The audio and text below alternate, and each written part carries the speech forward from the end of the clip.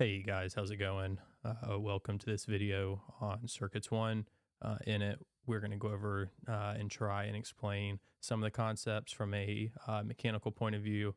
I find that people find it much easier to think of electrical components in terms of water, flow, and pressure, and things like that. So I will do my best to explain them to a mechanic, and hopefully you guys find this video useful. So let's get started. The objectives are going to be to give a brief introduction to the idea of some of the concepts of electricity. We're going to explain what a volt, amp, and ohm are, and we're going to define and use Ohm's law and discuss the basic components of a circuit and how we can relate them back to water. Potential. What is it? We measure it in units of volts, which is technically a joule per coulomb, which I know really doesn't mean much, but it's just the amount of pressure on a given system. So the more volts there are, the more pressure that is felt on a system. If you were to install a gauge at the bottom of this example, which is a dam, to measure pressure, that would be the same as measuring the voltage of the system using a voltmeter. So in this drawing of a dam, we'll take and we'll install a little pressure gauge down here, and we'll measure it in PSI, which would be just like measuring volts using a voltmeter. If you were to measure the water depth from a certain height, say 5 feet, it would give you a certain value of pressure on the system, measuring it right here. If you were to increase that water, say this high, it would give you more pressure on the system. And the same would work for if you lowered pressure. All this value is right here is we're not measuring it in feet, we're just measuring it in volts. So this would give you, say, 5 volts of pressure, this would give you 10 volts of pressure, and this one would give you, we'll say, 20 volts of pressure. All that's being measured when we're measuring voltage is just how much pressure is being felt on the system. And one thing to note is that voltage does not flow. Current flows, but voltage does not flow. It is only felt on a system. Current, what is it? Easily enough, it's just an amp. It's a fundamental unit. So what does that mean? It means it's the amount of flow in an electrical system. The more current there is, the more flow there will be in the system. So once again, going back to our drawing of the dam, we remember that voltage is just the pressure on the system, and current, we just learned, is the amount of water flowing through it. So we remember that voltage is just this pressure right here, built up from the water height, and current is the amount of water flowing through this pipe. So if we were to install a flow meter, that would read out and say gallons per minute. The units really don't matter. It could be cubic meters per second. All we're measuring is the flow rate. And the same thing is true of a electrical system. The amount of current going through a wire is just the amount of stuff flowing through it. That stuff being charges. So if we were to increase the amount of gallons per minute going through here, that would be the same as increasing the current in an electrical system. Resistance. We measure it in ohms, and in terms of units, it's a volt per amp. I know that doesn't mean much, but to define it, you have to kind of use its name and its definition. It's the amount of resistance in the system. What does that mean in terms of the dam example? It means that if you had a smaller pipe right here that your water was flowing through, there would be more resistance to flow because the cross-sectional area would be smaller. Likewise, if you increased the size of the pipe and made this bigger,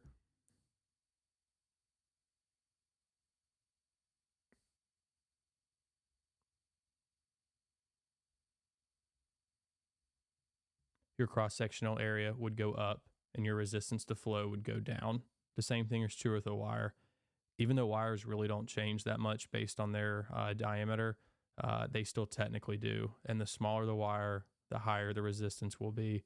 And the larger the wire, the lower the resistance will be if you're comparing wires made of the same material. You can also think about it in terms of having this valve installed. The more that you shut down on this valve, like a water hose, for example, the more resistance there will be and the less water that will be able to flow through. Conversely, the same thing will happen if you open the valve all the way up. More water will flow through. In an electrical circuit, you can do the same thing with the variable resistor. All that a resistor does is just restrict the flow of current so that the higher the resistance value, the less current that's going to flow, and the lower the resistance value, the more current that's going to flow. So to go back and cover everything, water depth is the same as voltage. It's just pressure. Current is the same as your mass flow rate. And resistance is the resistance felt by the pipe with the water flowing through it. So the higher the water, the more pressure, the more water flowing through the pipe, the more current, and the larger the pipe, the less resistance there is. Ohm's law. In 1781, Greg Ohm experimented and found a relationship between volts, amps, and resistance. If you can remember the Ohm's law triangle, you will never forget any of these three equations. For my example, in all of circuits 1, both the letter E and the letter V can both represent voltage. They're technically different, but that really only applies when you're talking about where the voltage comes from. So for example, real quick, the letter V would be representative of a voltage that's just kind of there, like a static voltage, like a battery. And the letter E is going to be representative of a generated voltage, like if you were actively using a generator to generate power, that voltage produced would be an E. But like I said, for circuits 1 and most of circuits 2, E and V mean the exact same. So my mnemonic for it is ear, E equals I R, or you can remember it as V equals IR. You can also draw it as the triangle V over IR, and if you cover up the one that you're looking for, it tells you what to do for the other two. So if you're looking for voltage, you would cover up voltage, and you're left with I and R, and because they're on the same level, you're going to multiply I times R, and that would give you V. If you need I, you're going to cover up I, and you're left with V over R. So V divided by R would give you a current. And lastly, if you need resistance, you would just cover up the R, and that gives you V over I. As long as you can remember the Ohm's law triangle, V over IR, or ear, E equals IR, then you will never forget Ohm's law, and you can solve for most circuit problems. Power. What is it?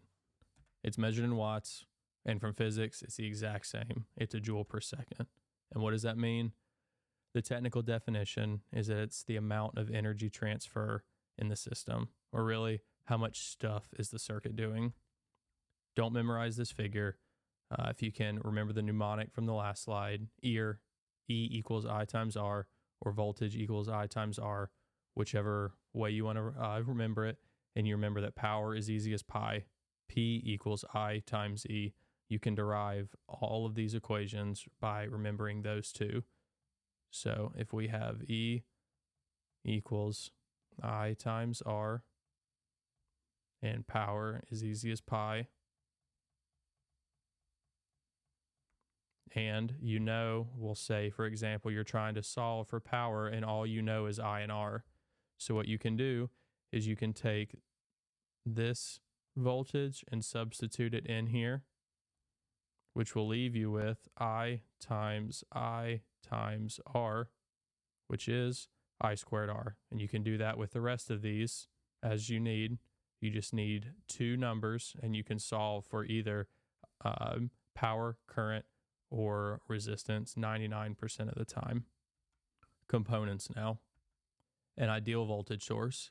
This will produce a constant voltage without regard to the current flow in the system.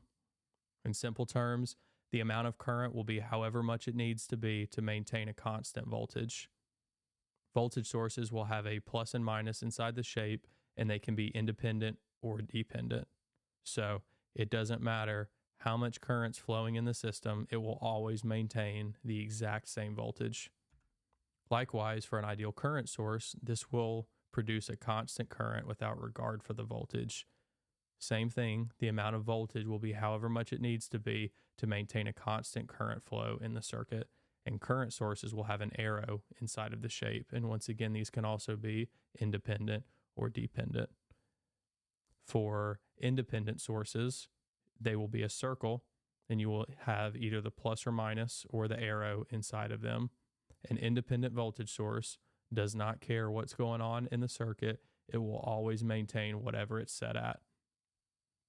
A dependent source, for both voltage and current, we still recognize them as the same. For voltage, it has a plus and a minus, and for current, it has an arrow, but it's in a diamond shape this time, showing us that it is dependent on something else. So you will be given an equation or something else relating some value to the dependent source. So if you have a circuit and you're measuring the amount of current flow in one of the legs, you could have that the dependent voltage source is equal to 3 times the current flow. You'd be given that, and you'd have to solve for that current flow to figure out your voltage source. So once again, independent voltage sources and independent current sources have circles. Voltage sources will always have a plus and a minus, and a current source will always have an arrow. And dependent sources are in a diamond. Once again, plus and minus mean voltage, and an arrow means current.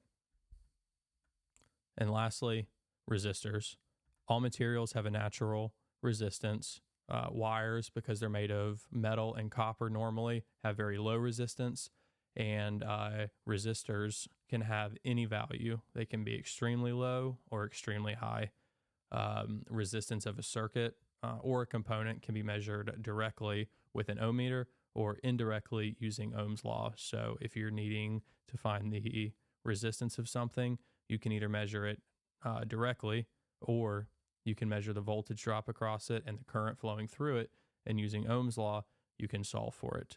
So over here on the right, we have the schematic symbol of a resistor, and we have what a resistor actually looks like. It looks like a little medicine capsule with some lines on it that tell us the value of the resistor.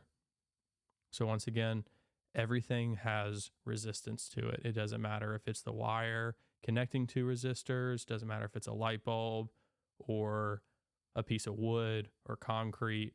Everything has resistance to it. Some things are very high and some things are very low, but they are all equally important when measuring circuits. For ease of analysis, we will usually never account for the resistance of the wire. We will always just use resistors in a schematic form or actual resistors on a circuit board. We'll never normally need to worry about the wire itself's actual resistance.